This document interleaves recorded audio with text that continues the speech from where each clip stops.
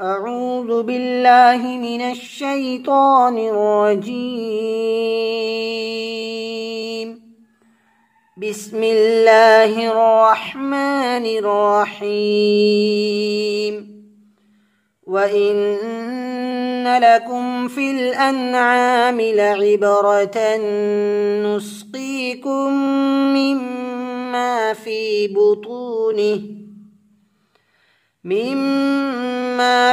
بطونه من بين فرث ودم لبنا خالصا سائغا للشاربين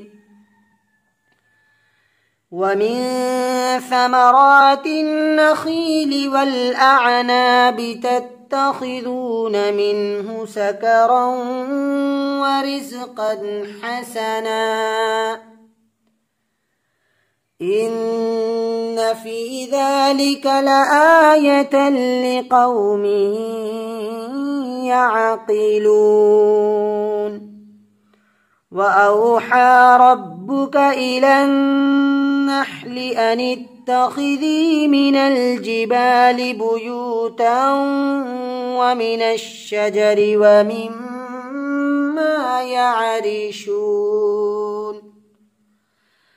ثم كلي من كل الثمرات فاسلكي سبل ربك ذللا يخرج من بطونها شراب مختلف ألوانه فيه شفاء للناس إن في ذلك لآية لقوم يتفكرون.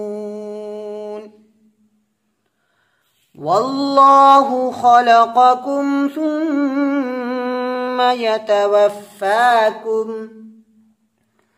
ومنكم من يرد إلى أرذل العمر لكي لا يعلم بعد علم شيئا إن الله عليم قدير.